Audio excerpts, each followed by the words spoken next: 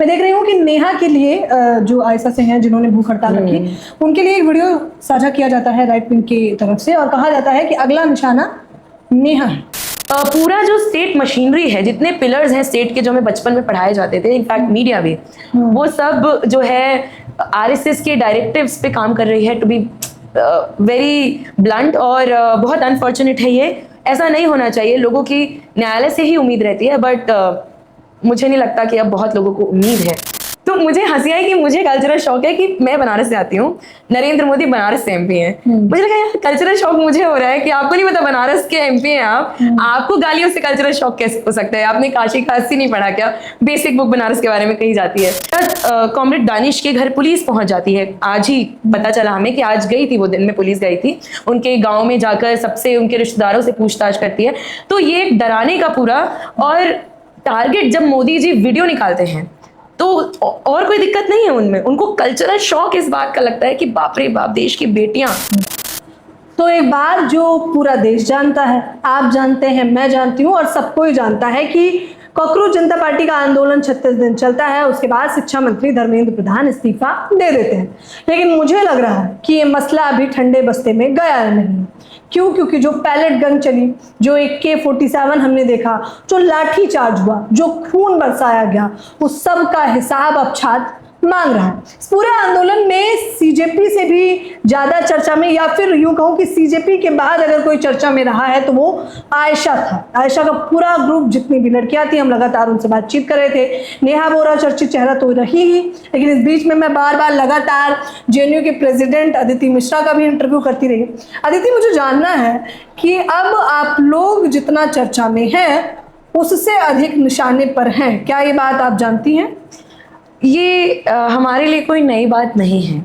जब भी या तो JNU-SU के चुनाव होते हैं या फिर इससे पहले जो UGC इक्विटी रेगुलेशंस के लिए हमारा पूरा जो संघर्ष रहा, और उससे भी पहले कई जितने भी मसले रहे हैं, जब भी हम सड़क पे उतरते हैं या जंतर मंतर पे ही सही, अटैक्स होते रहते हैं। कैंपस के अंदर भी आयशा को लेकर बहुत अटैक्स रहते हैं ABVP द्वारा और भी अलग अलग संगठनों द्वारा।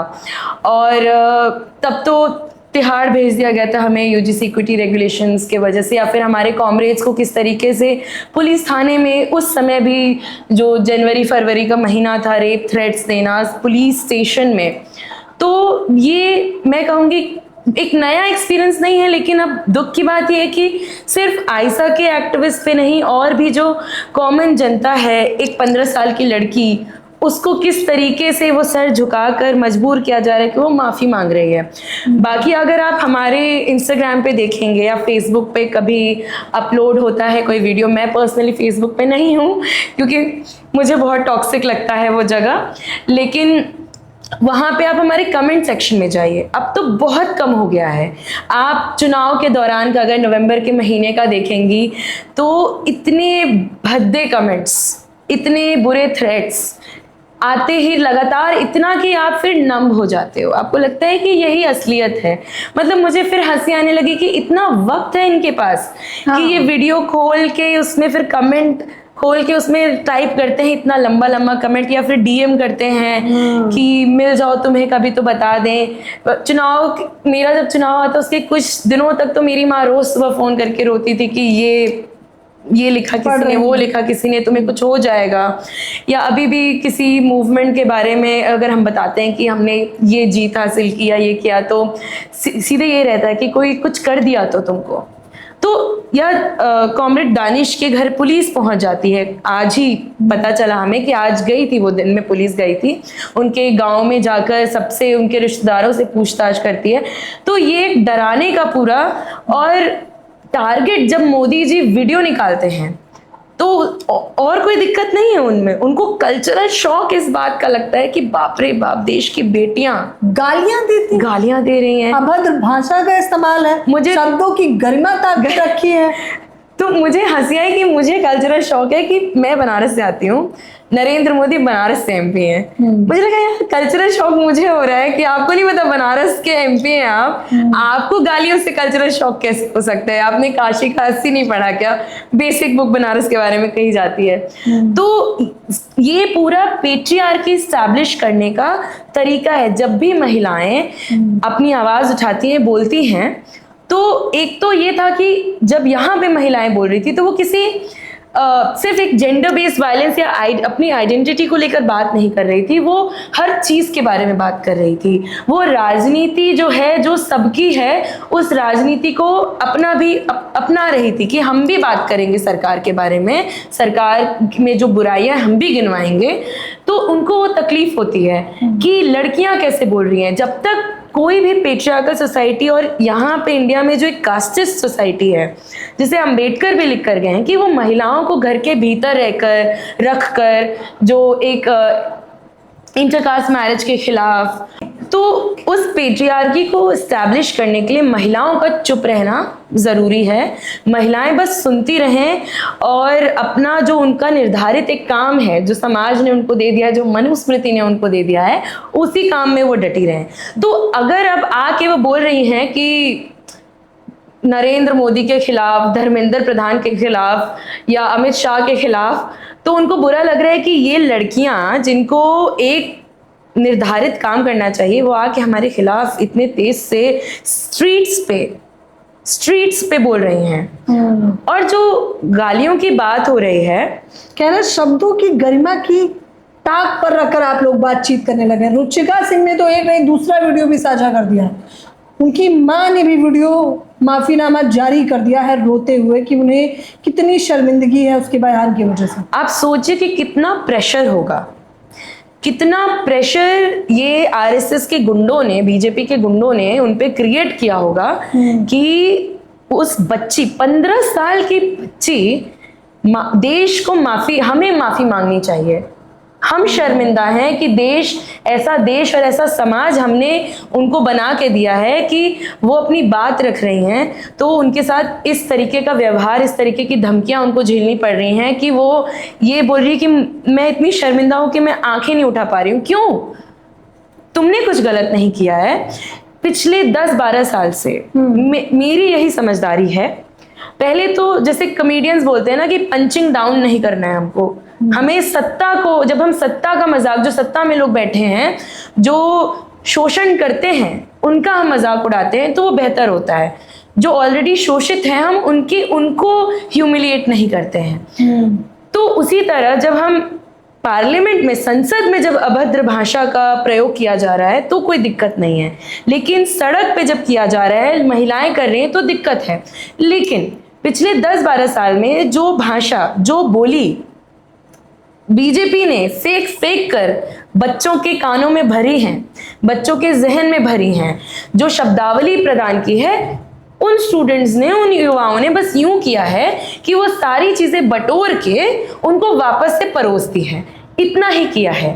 तो गलती इनकी है। इनको समझना चाहिए कि पिछले 1 दशक में इन्होंने यही किया है देश के साथ, और ये बिल्कुल लौटा रहे हैं कि आपने हमको जो दिया था हमको चाहिए नहीं, आप रखिए मोदी जी अपनी भाषा को। लेकिन पीएम मोदी तो कह रहे हैं कि माफ कर दिया है उन्होंने आपको। उनसे माफी मांगी किसने थी? उनसे माफी किसने मांगी थी? इनफैक्ट उनको माफी मांगना चाहिए कि इतने स्टूडेंट्स सुसाइड कर रहे हैं, इंस्टीट्यूशनल मर्डर हो रहा है, इतनी बड़ी बड़ी यूनिवर्सिटीज में जातिगत आधार पे हिंसाएं हो रही हैं। सिर्फ इतना ही नहीं, महिलाओं पे लगातार हिंसा हो रही है। और जो उन्होंने पेलेट गन्स चलाए हैं, उन्होंने लाठी चार्ज किया है और टीयर गैस फेंका है युवाओं पे, छात्रों पे, महिलाओं को रोड पे सेक्सुअली असॉल्ट पुलिस करती है। मैंने अपने कानों से सुना है कि महिलाएं वहां पर विचलित होकर ये कहती हैं कि पुलिस क्या, वो दे आर सरप्राइज कि पुलिस सच में इसलिए होती है क्या? क्योंकि अभी तक जो एक पुलिस का वायलेंस था, कस्टोडियल वायलेंस, ये सब चीजें मार्जिनलाइज सेक्शन के लोगों को झेलना पड़ रहा था। इधर इस मोबिलाइजेशन में मिडिल क्लास भी बहुत थी, और जब उन्होंने लाठियां खाई तो उन्हें समझ में आया कि अच्छा, पुलिस का ये काम एक्चुअली होता है कि वो बस जो संस्थानें हैं उनकी दीवारें बचाएं, वो हमें बचाने के लिए नहीं है। वो हिंसा हम पे कर सकती हैं, उनको बिल्कुल दया नहीं हम पे आएगी। वो प्राइवेट पार्ट्स में लाठियां डाल सकती हैं, वो मोलेस्ट सरेआम कर सकती है महिलाओं को। ये चीज जो है समझ में आया, और ये देश में पहली बार नहीं हो रहा है। 70 के दशक में मथुरा नाम की एक महिला थी। जब हम जेंडर बेस्ड वायलेंस के बारे में पढ़ते हैं तो मथुरा का नाम आता है कि वो एक आदिवासी महिला थी और उनका पुलिस थाने में रेप होता है, और मानने को तैयार नहीं होते हैं हमारे बड़े बड़े कोर्ट्स कि पुलिस कैसे उनका रेप करेगी। लगातार कई सालों तक संघर्ष करना पड़ा, उनका कैरेक्टर असैसिनेशन हुआ, और वो लड़ी, तब जाके एक जीत हासिल हुई कि महिलाओं का पिछला पास, उनका सेक्सुअल हिस्ट्री नहीं देखा जाएगा जब रेप वायलेंस की बात होगी। तो लोगों को समझना चाहिए कि कौन आपका ताकत आपके पड़ोसी के साथ आपकी सॉलिडेरिटी में है। मोदी कभी तुम्हारे लिए नहीं आएगा, वो माफ करेगा तुमको। तुम कंप्लेन करोगे तो बोलेगा चलो तुमको माफ किया, वो जवाबदेही नहीं तय करेगा। न्यायालय से कितनी उम्मीद है आप लोगों को इस पूरे विषय पर? न्यायालय, देखिए, जो एक ऐसे हमारे चीफ जस्टिस हैं जो कॉकरोचेस बोल देते हैं लोगों को। न्यायालय हमेशा लोगों की आखिरी उम्मीद रहती है। इनफैक्ट हम भी जेएनयू में हम पे बहुत सारे केसेस होते हैं, तो लगता है कि लीगली जाएंगे तो हो जाएगा, लेकिन अब उतनी उम्मीद नहीं रहती है। अब हम कोई भी चीज़ पॉलिटिकली टैकल करना चाहते हैं, क्योंकि हमें उतना सिंपैथी उनसे कि स्टूडेंट्स हैं, स्टूडेंट्स अपने हकूक़ के लिए लड़ रहे हैं, तो उनको हम थोड़ा सा सपोर्ट करें। अब ये उम्मीद नहीं लगती है जब चीफ जस्टिस ये कहते हैं कि सारे युवा जो हैं बेरोजगार हैं, पैरासाइट्स हैं, कॉकरोचेस हैं। कौन बेरोजगार उनको रख रहा है? अपने मन से तो कोई बेरोजगार नहीं है ना। सबको अपनी डिग्निटी से नौकरी चाहिए, और फिर उनको पैसा कमा के अपने लिए, किसी को शौक नहीं है कि लंबी कतार में खड़े होकर कुछ अनाज ले।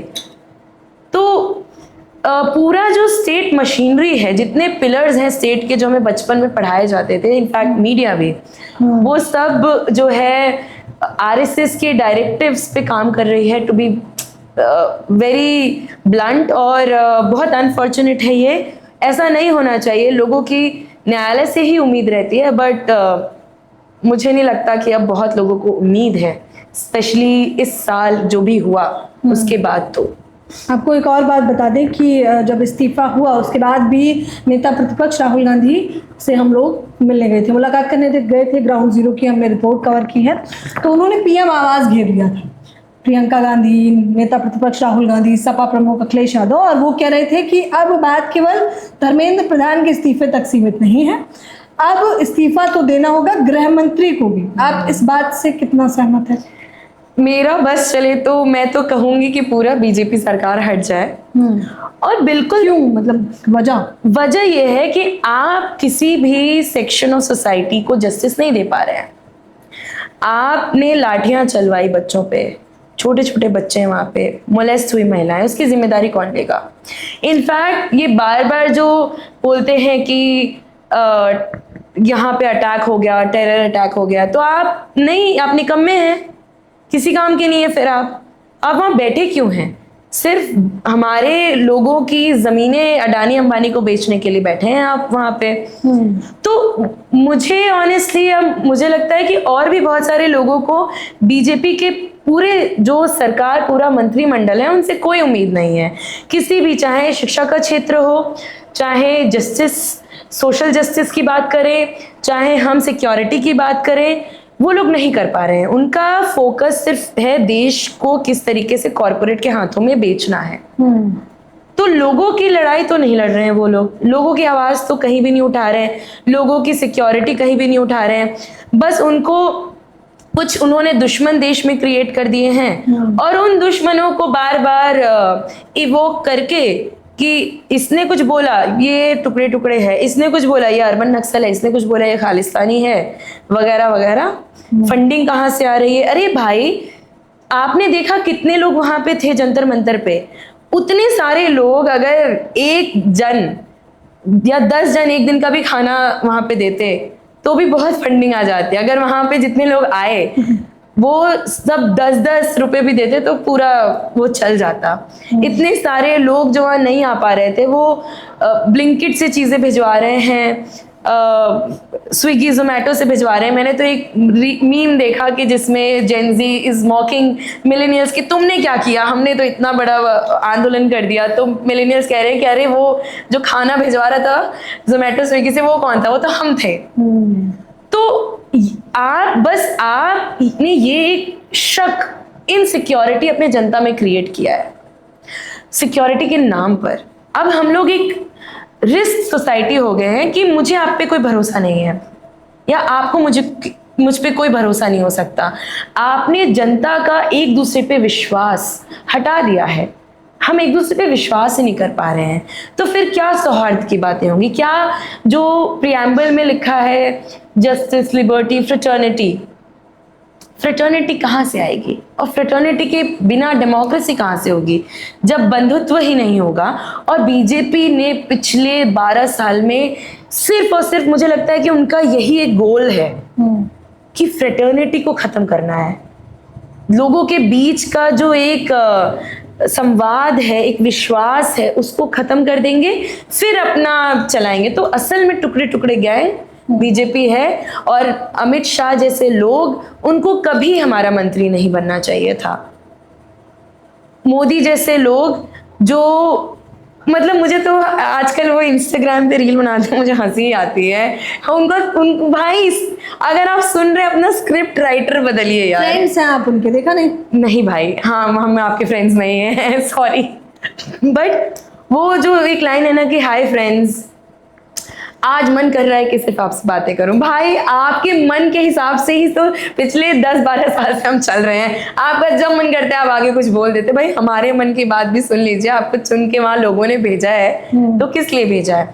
और उनका इस आंदोलन को लेके मेन इनसिक्योरिटी यही था कि वहां पे बीजेपी वोटर्स थे जो आके अपना गुस्सा दर्ज करा रहे थे। मेन इनसिक्योरिटी वही था, क्योंकि कांग्रेस तो अलग था। वहां पे कौन लोग आ रहे थे? वो इन्हीं के लोग थे जो अपनी गलती महसूस कर रहे हैं कि हमसे तो बहुत बड़ी गलती हो गई, सिर्फ और सिर्फ नफरत में ही हम रह गए। अच्छा, आपको एक बात और बता दी, मैंने एक वीडियो देखा, आप लोगों को, हम लोगों को जो कमेंट पे गालियां पड़ रही हैं, चलिए वो तो आम है।